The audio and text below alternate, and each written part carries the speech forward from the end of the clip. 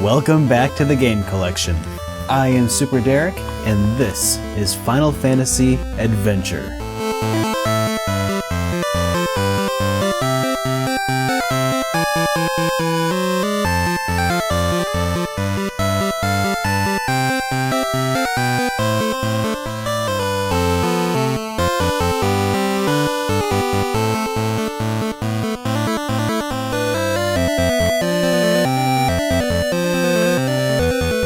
Following the successful release of Final Fantasy for the Famicom in 1990, designer Koichi Ishii accepted an opportunity to direct a spin-off series for the Game Boy.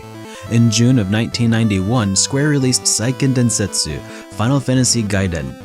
Later that year, it would be localized to the United States as Final Fantasy Adventure, and in 1993, Europe received the game, renamed Mystic Quest, not to be confused with Final Fantasy Mystic Quest for the Super Nintendo. In the years since, Seiken Densetsu has become a well-known and well-loved series worldwide. In the West, it's known as the Mana series, which became famous for Secret of Mana, Seiken Densetsu 2. In fact, it wouldn't necessarily be wrong to say that Final Fantasy Adventure is Secret of Mana 0. In Final Fantasy Adventure, you play as Sumo, an escaped gladiator who was once forced to fight monsters for the entertainment of the Dark Lord of the Glaive Empire. Shortly after a daring escape, Sumo comes across Fuji, the last descendant of the Mana family who created the Tree of Mana, a source of peace and life in the world. Unfortunately, the Dark Lord has plans to acquire that power for his own ends, and only Sumo can stop him by becoming a Gemma Knight and wielding the legendary Excalibur. Final Fantasy Adventure is a pretty big adventure told with a tiny script, and while brevity may be the soul of wit, translations, generally speaking, aren't. And I think that the idea of the story is pretty neat. It featured some pretty dark scenes, but I think that the limitations of the text, as well as the characters' abilities to express themselves on the Game Boy's hardware, took a lot of the punch out of what could have easily been moving, tear-jerking scenes. The simplistic dialogue within the game also sometimes ruins a moment where silence or maybe a sad song could have had a much greater impact. I think that this is partially because of the space limitations, but also because the existing space was utilized with all of the elegance and delicacy of a hammer. So I guess what I'm getting at is that if you're playing Final Fantasy Adventure for the plot, you'll probably be disappointed. But if you want to play Secret of Mana on your Game Boy, with the right expectations, you might be in for a treat. Final Fantasy Adventure is clearly heavily inspired by The Legend of Zelda, but it also shows hints of what the series would eventually become known for: a wide arsenal of weapons and magic, experience points-based levels, charged attacks, NPC combat support, and of course, Rabbites. Actually, fans of Secret of Mana will recognize several enemies while playing through Final Fantasy Adventure. In fact, I see so much of Secret of Mana in Final Fantasy Adventure that it almost feels like a demake.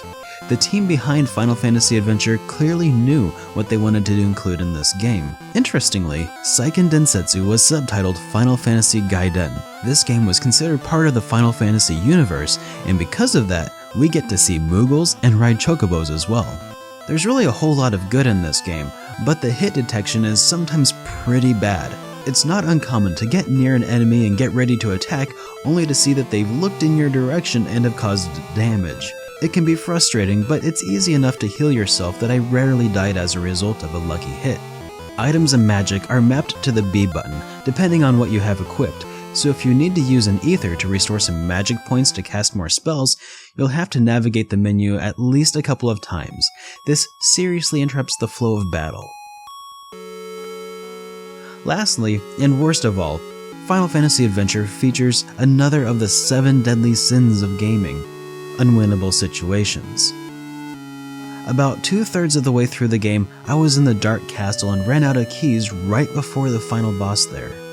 I needed at least one more key to get to the boss, Unfortunately, sometimes doors that you unlock will lock behind you if you leave that room. There was no way to escape the 7 or so rooms that I was confined to, and none of the enemies dropped keys.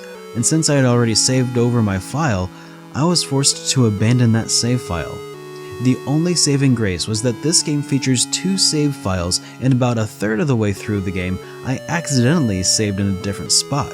I was at least able to start over from 1/3 of the way through the game, instead of having to redo the entire thing.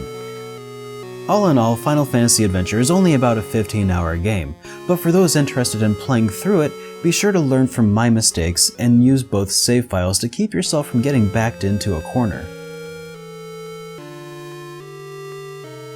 Final Fantasy Adventure is actually a pretty good-looking game. I haven't played an original Game Boy game in literally years. Game Boy Color, sure, but not the old gray brick, so I wasn't really expecting much in the way of graphical fidelity, but I have to admit that I was really impressed. The world was designed clearly enough that enemies were still interesting and detailed, and because everything was in black and white, all the sprites looked super sharp and clear. The soundtrack to Final Fantasy Adventure was surprisingly good, and it reminded me of Capcom's Sweet Home.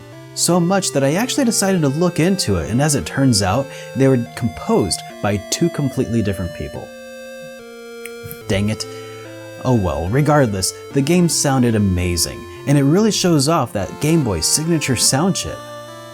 Loose copies of Final Fantasy Adventure ought to be able to be picked up for between $10 and $15, though there aren't really a whole lot of copies out there, so getting them at a good price might take a bit of patience. Since the release of Final Fantasy Adventure, Square has gone on to release several entries in the Mana series, some of which were outstanding, and others, well... We also got a remake in 2003 for the Game Boy Advance called Sword of Mana. It featured several updates and changes, but we'll talk about that next time on the Game Collection.